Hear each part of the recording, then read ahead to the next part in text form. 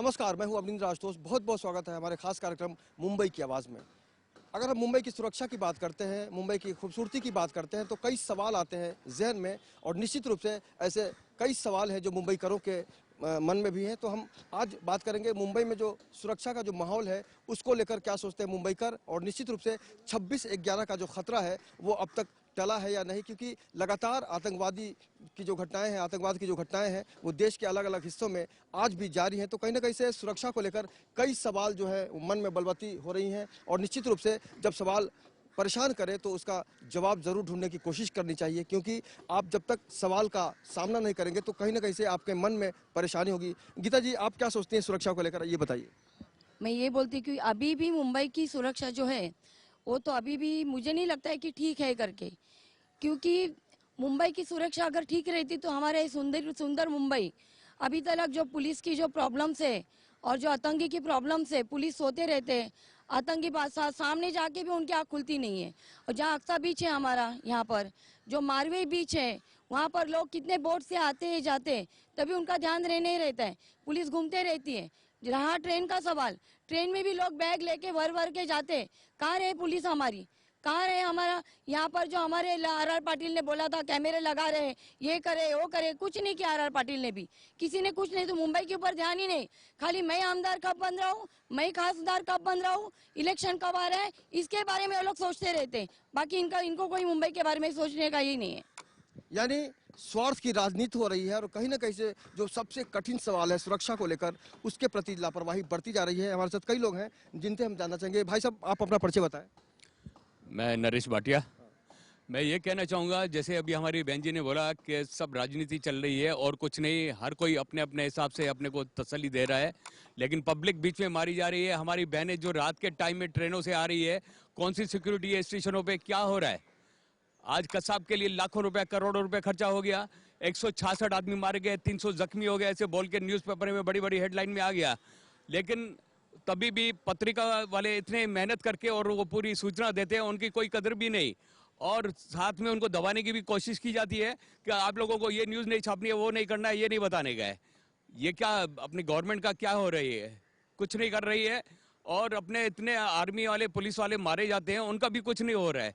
सीमा पे देखिए क्या हो रहा है, और दोनों देशों का ये पब्लिक नहीं चाहती कि किसी का झगड़ा हो।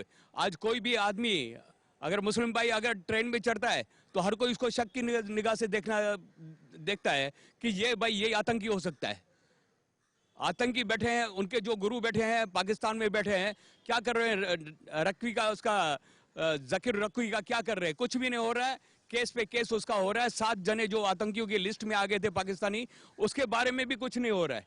अपनी पब्लिक मारी जा रही है, कोई सिक्योरिटी नहीं हो रही है शहर की।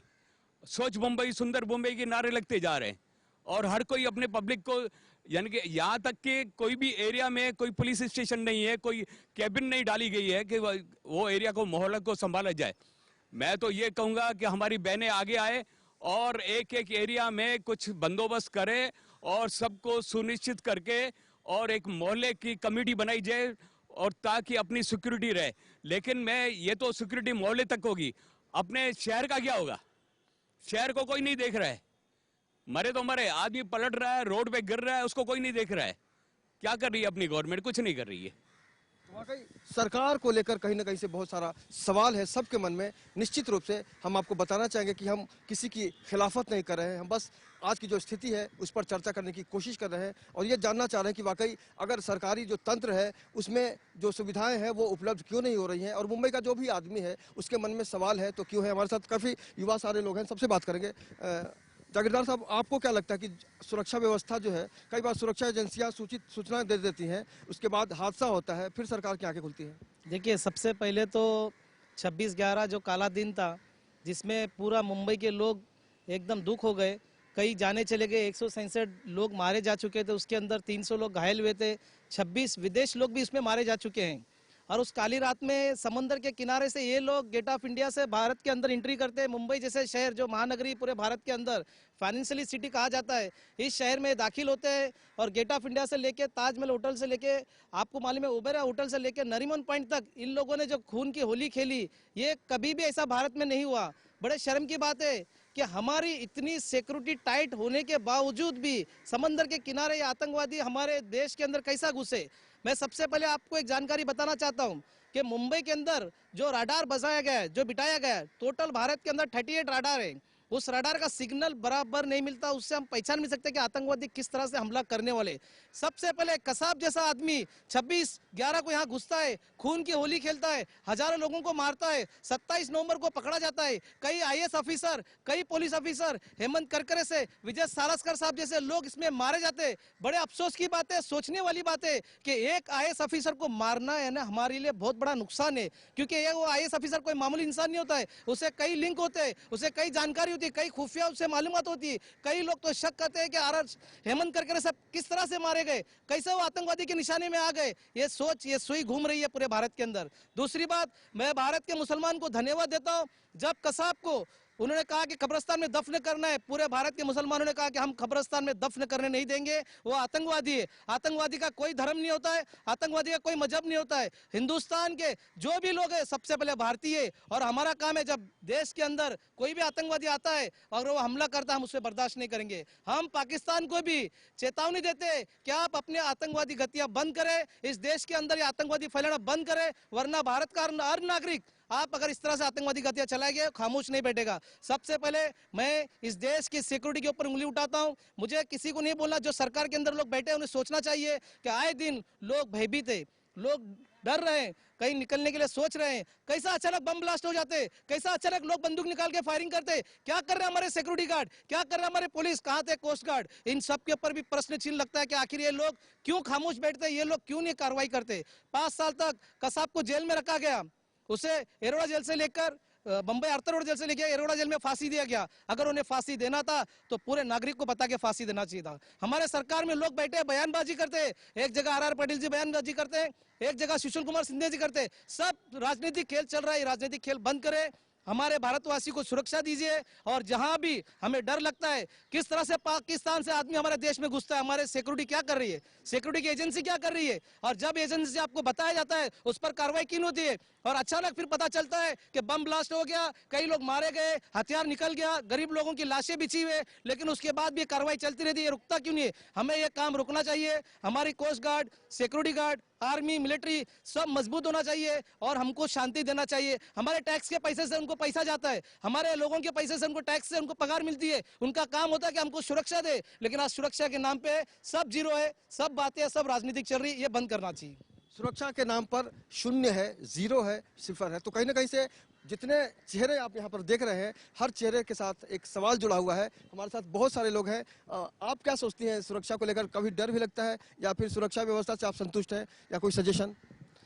जो कुछ बोलना था वो तो हमारे सर ने सब कुछ बता दिया है, लेकिन सुरक्षा को लेकर हम भी परेशान हैं।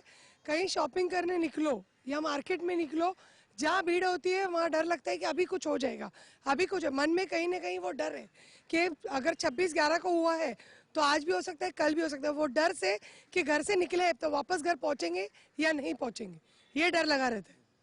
घर और मन के बीच डर एक शब्द आया है, और निश्चित रूप से अगर किसी भी इंसान के मन में डर है तो उसकी जो ज़िंदगी है, उसकी सारी खुशियां होते हुए वो खुशी महसूस नहीं कर पाएगा। हमारे साथ काफ़ी सारे लोग बने हुए हैं, युवा लोग भी हैं, स्टूडेंट्स भी हैं, सबसे बात करेंगे। आप लोगों से जानना चाहेंगे। डर बहुत लगता है। ईद त्योहार को हम लोग बाहर नहीं निकलते, जरा भी नहीं निकलते। और बच्चे भी मेरे बच्चे पढ़ने कॉलेज जाते हैं, बहुत दूर जाते, शाम तक नहीं आते, तब तो टेंशन लगा रहता है और हमेशा डर में ही रहती है। लाइफ मतलब अपनी डर की हो गई है जब से ये हुआ है, और हमेशा। और जो भी बोलो तो किसी को कोई सुनने वाला नहीं अपना। इनका जो सवाल है कि कोई सुनने वाला नहीं है, और लगातार ये अभिशप्त है डरने को, क्योंकि बहुत सारे सवाल हैं। आपको कभी डर लगता है? आप बताइए। डर तो लगता ही है। कभी भी हम लोग, अभी मैं तो ज़्यादा करके ट्रैवल, दिन भर ट्रैवल, मेरा काम है, मैं ट्रैवल ही करती रहती हूँ। कभी भी ऐसा मुझे कुछ लगता है तो मैं जानबूझ के ऐसा बीच में गिर जाती हूँ कि कुछ होता है, किसी को कोई छेड़ता है या स्कूटर पे कोई हो जाता है। पुलिस वाले को पूछेगा ना, बोलेगा तो पुलिस वाला कुछ नहीं, वो लोग से पैसा खा के बाजू हट जाता है, वो लोग को छोड़ देता है। सुरक्षा तर पाहिजेच. आपली मुलं आता सकाळी गेली, संध्याकाळी केव्हा येणार, काय येणार, तेच आपल्याला म्हणजे विचार पडतो. आता केव्हा येतील, किती वाजता येतील, काय होतील. जरा लेट झालं तर भीतीच वाटते ना. आपण बाजारात गेलो, काय झालं तरी पण आपल्याला तेच म्हणजे सुरक्षा ही पाहिजेच. सगळ्यांनाच हवी आहे सुरक्षा. अभी हाल में एक फिल्म आई थी डरना मना है, लेकिन अगर हम इन लोगों की बात करें तो निश्चित रूप से इन सबों के मन में डर है, क्योंकि सुरक्षा की जब भी बात होती है तब तक अगर हम संतुष्ट नहीं होते हैं तो यही लगता है कि वाकई सुरक्षा में कोई ना कोई खामी है। हमारा मकसद सिर्फ यही है कि सुरक्षा से जुड़े सवाल का हम जवाब ढूंढने की कोशिश करें। आप बताइए, सुरक्षा में क्या व्यवस्था होनी चाहिए? सुरक्षा में व्यवस्था तो होनी चाहिए, लेकिन सुरक्षा में व्यवस्था कहीं है ही नहीं। अभी बीच में जब ट्रेन में बॉम्ब ब्लास्ट हुए थे तो मुझे सुना है पड़ा कि वो लांजा से वो RDX से आया था। तो मैं एक दिन लांजा गाँव घूमने गया था ऐसे ही, तो वहाँ पे टूरिस्ट गाड़ी लिया, तो ड्राइवर ने मुझे बताया कि साहब यहाँ से जो RDX है तो यही रोड से आया और वही रोड पे चौकी भी है, लेकिन चौकी के अंदर कोई पुलिस वाला नहीं, कोई हवलदार नहीं, कोई भी नहीं। तो ऐसी सुरक्षा रहेगी कहाँ से फिर? तो RDX तो वहीं से आना ही आना है। सुरक्षा है किधर इंडिया में? सिर्फ बैठे बैठे नेता लोग अपना पैसा कमा रहे, खा रहे, सुरक्षा भी ध्यान नहीं दे रहे। तो मेहरबानी करके मेरी गवर्नमेंट से रिक्वेस्ट है कि आप सुरक्षा बढ़ाइए और पब्लिक को बचाइए, ये हमारी इच्छा है। इनकी इच्छा पर सरकार जरूर ध्यान दे। आप भी दिन रात बिजी रहती हैं मुंबई में बहुत भीड़ होती है, कई बार हादसे होते हैं। एक औरत होने के नाते, एक महिला होने के नाते क्या सोचती हैं आप? मुझे भी डर लगता है किधर भी जाना आना, और मार्केट में कभी आदमी चले जाते हैं तो कभी आता है, ऐसा लगता है, इतना डर। कानून जब बनाया जाता है तो ये कोशिश की जाती है कि आम आदमी को उसका फायदा हो, लेकिन अगर हम आम आदमी की बात करें, खासकर युवाओं की बात करें, स्टूडेंट्स की बात करें, तो उनके मन में भी कोई ना कोई सवाल होगा। हमें भी कभी कभी डर लगता है कि हम तो एक बार कुछ ना कुछ कर लेंगे, लेकिन जो हमारे साथ है उनका क्या? हम उनकी रिस्पॉन्सिबिलिटी लेकर हम घूम रहे हैं, तो आज हम कुछ कर नहीं पाएंगे तो हमारा फिर कोई मतलब ही नहीं है। तो मैं यही दरख्वास्त करता हूँ सरकार से कि वो सिक्योरिटी पे काफ़ी ध्यान दे, क्योंकि इंटरनल सिक्योरिटी जो हमारे सिटी की है वो काफ़ी वीक है।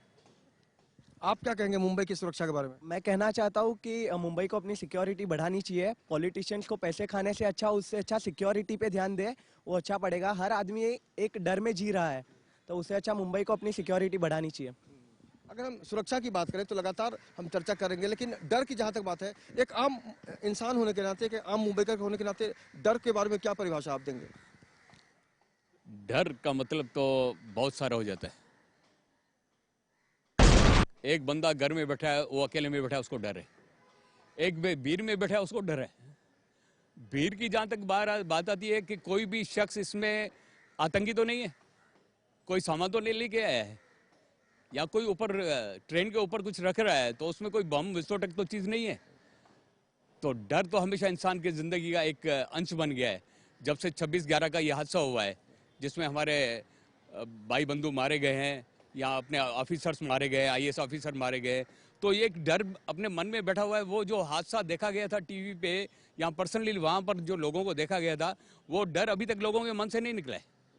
तो डर इंसान के मन में वो कायम ही रहेगा। वो बॉम्बे के, कम से कम बॉम्बे वालों को तो वो मन में रहेगा ही। मुंबई देश की आर्थिक राजधानी है, बहुत ही खूबसूरत शहरों में इसका नाम आता है और बहुत सारे सपने यहाँ पर आते हैं, लेकिन उन सपनों को तोड़ने की साजिश अगर किसी से होती है तो वो आतंकवादियों द्वारा होती है। और आतंकवादी कौन होता है ये बहुत ही अच्छी तरह से समझा जा सकता है। एक तरफ चीन हमारे देश में घुसपैठ कर रहा है, दूसरी तरफ पाकिस्तान के जो लोग हैं उनकी जो मानसिकता है वो भी अच्छी तरह समझी जा सकती है। लेकिन आम आदमी, चाहे हिंदुस्तान का हो वो पाकिस्तान का हो, वो नहीं चाहता कि आतंकियों द्वारा खून की होली खेली जाए। इस 2 करोड़ आबादी के अंदर टोटल 33,000 पुलिस है, जबकि यहाँ पर 50,000 पुलिस होना चाहिए सुरक्षा के लिए। सरकार उनको क्यों सिलेक्शन नहीं करके वहाँ पे उस जगह पे खड़ा करती है? आज मुंबई में हर जगह पुलिस स्टेशन की जरूरत है, लेकिन पुलिस स्टेशन होने के साथ में वो अपनी ड्यूटी भी ईमानदारी से निभाए। ये नहीं कि पुलिस स्टेशन खोल दिए, पुलिस स्टेशन की कमी भी नहीं है मुंबई के अंदर। दिल्ली है, मुंबई है, इस शहर के अंदर सबसे ज्यादा आतंकवादी का खतरा होता है। तो इस शहर के अंदर आप एक ऐसी चीज बनाइए, जैसा परसों RL पाटिल वाला स्पेशल फोर्स बनी है, ऐसे स्पेशल फोर्स पहले भी बन चुकी थी। कई बार स्पेशल फोर्स बनती है, लेकिन जब हमला होता है तो ये फोर्स कहाँ होती है पता ही नहीं, और लोग मारे जाते हैं। कुछ सीधे साधे प्रश्न हैं, जवाब दीजिए, बस अपनी आत्मा को हिसाब दीजिए। तो कहीं ना कहीं से अगर आपने अपने आप को समझा लिया, अपने मन के शक को आपने बुझा लिया, तो कहीं ना कहीं से निश्चित रूप से कोई रास्ता जो है उसको तलाश सकते हैं हम। आपके मन में क्या चलता है सुरक्षा को लेकर? मैं एज ए कॉलेज स्टूडेंट हूँ, पर मैं जब बाहर निकलती हूँ या फिर फ्रेंड्स के बाहर गेटवे ऑफ इंडिया का जाती हूँ, तो मुझे वो बहुत सेफ्टी नहीं फील होता है। एज अ गर्ल मैं सेफ फील नहीं करती हूँ यहाँ पे। और मुझे लगता है कि ये गवर्नमेंट बोलता है कि हम लोग ये करेंगे वो करेंगे, पर मुझे लगता है ये 5 दिन के लिए होता है और फिर वापस बैक टू जो होता है वो नॉर्मल रहता है।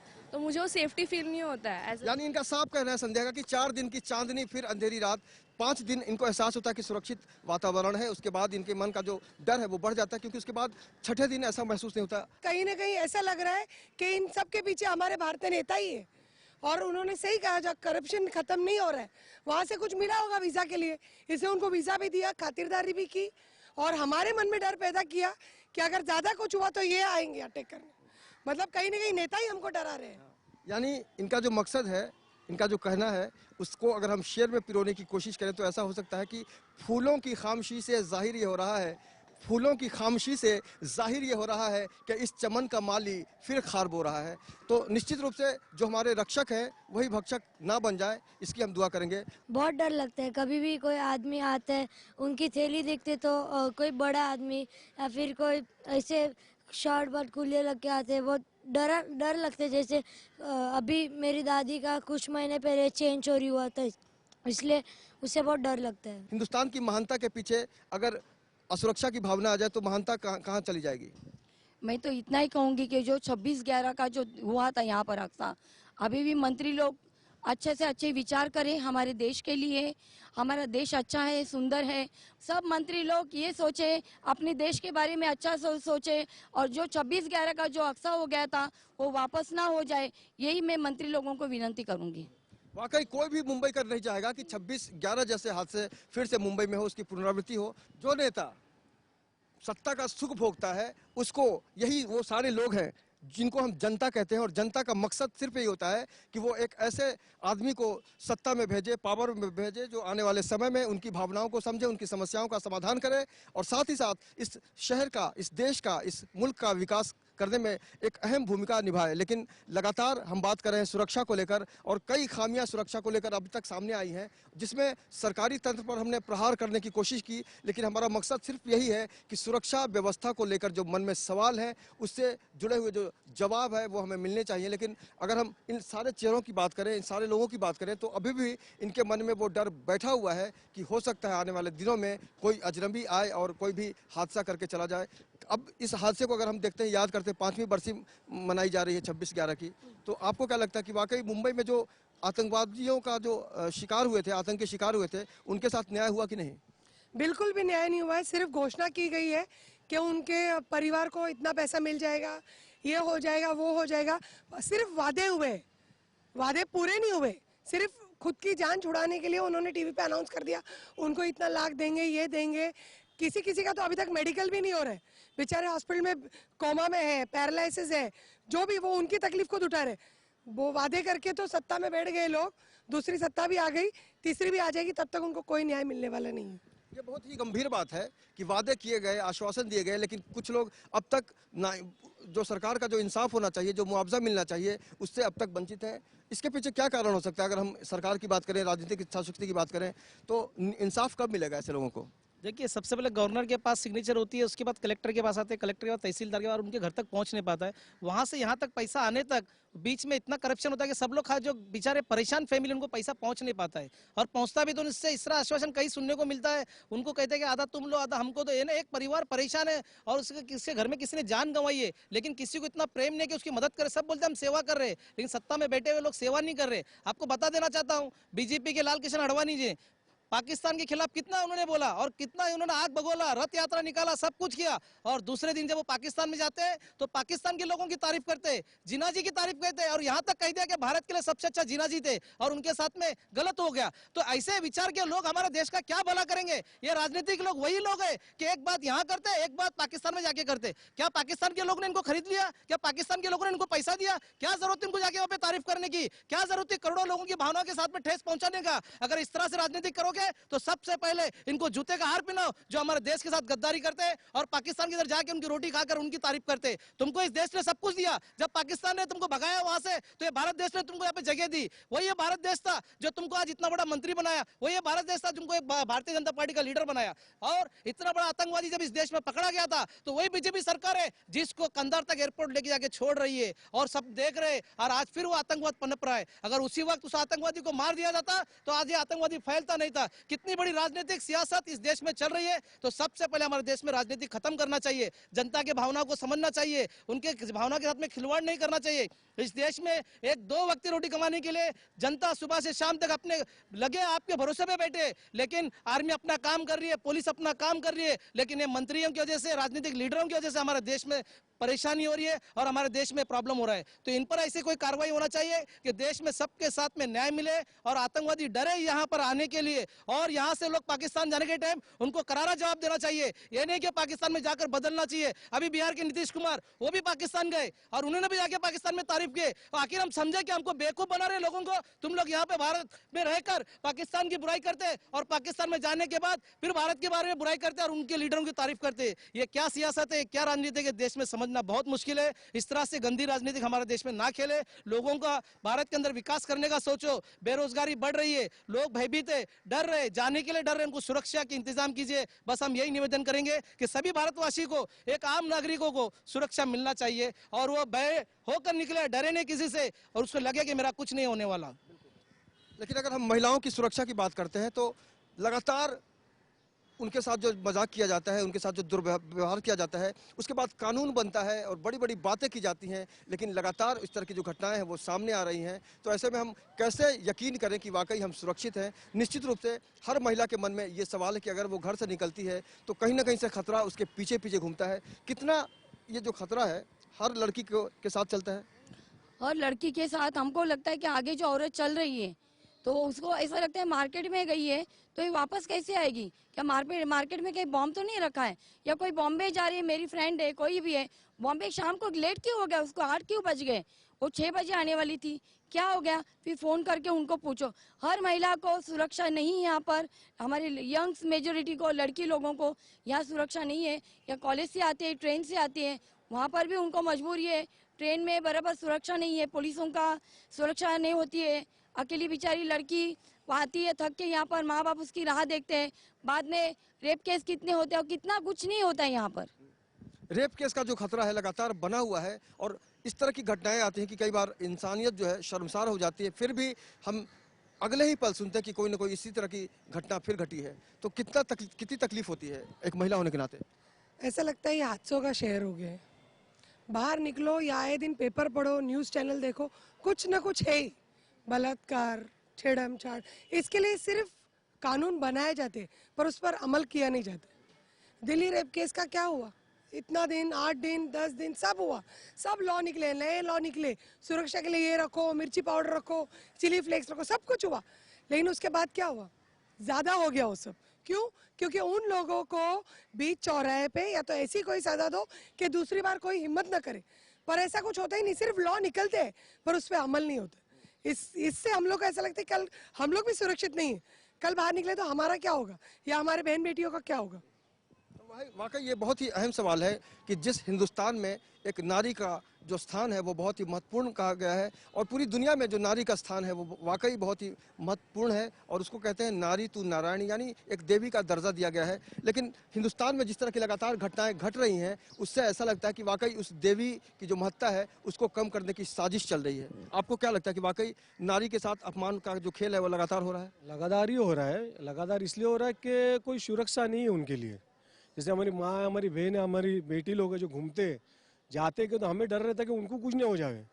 क्योंकि कई सुरक्षा आज तुम आप रेलवे में लेडीज डब्बे में देखो तो एक भी गार्ड नहीं रहेगा। कितनी छेड़म-छाड़ी होती है लेकिन उन पर कोई कार्रवाई होती नहीं है। सीसीटीवी लगाए गए रेलवे स्टेशन पे, उसका क्या उपयोग है? कोई उपयोग नहीं। अगर आप जाके कंप्लेंट करो तो वही महिला को लोग बिठा के रखते, बोले हम कार्रवाई करेंगे। कभी करेंगे? अरे कुछ तो करो, हमारे देश को बचाओ। देश कितना ऊपर चला गया और तुम कितने नीचे गिर गए हो। इसका मतलब क्या है, जरा हमें भी तो बताओ। इसका मतलब क्या है, जरा हमें भी तो बताओ। कौन बताएगा कि इसका मतलब क्या है? और हम कब तक असुरक्षित भावनाओं के साथ अपनी जिंदगी की गाड़ी को आगे खींचने पर मजबूर होते रहेंगे? आपको क्या लगता है ये मजबूरी कब तक ढो सकता है आम आदमी? देखो, मैं तो जानता हूँ ये मजबूरी बढ़ती रहेगी, क्योंकि किसी ने कुछ खूब कहा है शायर, देश आजाद हुआ 66 साल हुए, अंग्रेज के बिगारी कांग्रेस में जा घुसे, सच्चे देशभक्त जंगल में जा बसे। कितने अवार्ड, कितने खिताब आइंदी दलाल चोर लीडरों को मिल रहे, उसके एवज में नोट वोटरों को मिल रहे। ना अहले मालियों के हाथों में अब चमन है, अय्याश मालियों का बिगड़ा हुआ चलन है। क्या बुजुर्गों ने सोचा था, आज क्या चल रहा है बापू, तुम्हारा नजरिया तो मिट्टी में मिल रहा है। वो बापूजी जिन्होंने कहा था कि हिंसा से नहीं अहिंसा से काम लो, सबको लेके चलो, देश में विशाल काम करो, बेरोजगारी खत्म करो, गरीबी खत्म करो और सबको मकान दो, रोटी कपड़ा और मकान। ये सब भूलकर आज करप्शन बढ़ चुका है, सब ने सच्चाई भूल गई है, सब बेईमानी के पीछे दौड़ रहे हैं। आम आदमी भूखा मर रहा है लेकिन कोई उस भूखे की मदद नहीं कर रहा है। अस्पताल में मरीज दम तोड़ रहा है लेकिन उसकी मदद कोई नहीं कर पा रहा है। सब परेशान है। इस परेशानी का हल ये अगर लीडर, ये मंत्री अगर सच्चे नियत से करेंगे तो ये पाप से बचेगा ना, ये भी पाप के अंदर जाएंगे। ये वही दलाल लीडर है। आपको क्या लगता है कि वाकई बदलाव आएगा? बदलाव तो नहीं आएगा। वो लोग नेता लोग अपने अपने कुर्सी लेते हैं, बैठते हैं, बाद में गरीबों का कुछ सोचते नहीं। जब भी वोटिंग आता है तभी घर में आते हैं, दरवाजे के सामने हाथ जोड़ते हैं, पैर पड़ते हैं की सब कुछ करते तभी ताई आम्हाला लक्षात ठेवा क्या ठेवने का, खुर्ची मिल गई, बाद में वो लोग देखते भी नहीं, पूछते भी नहीं क्या हुआ। मतलब निकल गया है तो पहचानते नहीं। आप कुछ कहना चाहेंगे? यूं जा रहे हैं ऐसे जैसे जानते नहीं। सही बात आपकी। मैं ये कहूंगा कि आज भारत का नाम पहले फर्स्ट नंबर करप्टेड कंट्री में आ गया है। कोई जमाना था कि इटली फर्स्ट नंबर होती थी, स्पेन होता था, आज भारत देश का नाम है फर्स्ट करप्टेड कंट्री। करप्शन इतना बढ़ गया है, यहाँ पूरा नेताओं की वजह से सिस्टम खराब हो रहा है। और जो भाई साहब ने बताया, नोट दे रहे हैं वोटर्स को, वही बात लागू हो रही है कि नोट जमा करके और वही वोटर्स को देके और वापस खुद ही आके बैठ रहे। तो नतीजा क्या है? वही डाल वही पात। तो जब तक सुरक्षा में खामी की बात होती रहेगी तो ये भी सवाल अहम रहेगा कि वाकई भ्रष्टाचार की वजह से इस तरह की खामियां आती हैं। और निश्चित रूप से भ्रष्टाचार का जो पूरा मामला है उसको लेकर संजीदगी की ज़रूरत है, गंभीर होने की ज़रूरत है, क्योंकि वक्त आ गया है कि अब सुरक्षा के मामले को लेकर और गंभीरता बढ़ाई जाए और जो भी सवाल है उसका समाधान ढूंढने की कोशिश की जाए।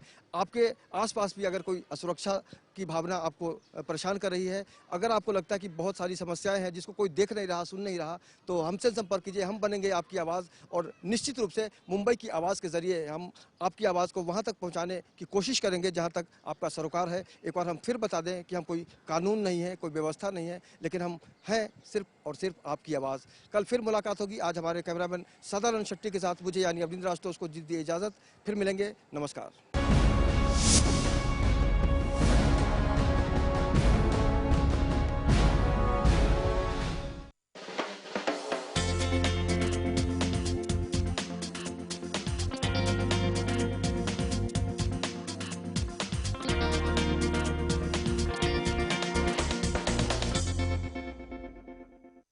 छब्बीस 11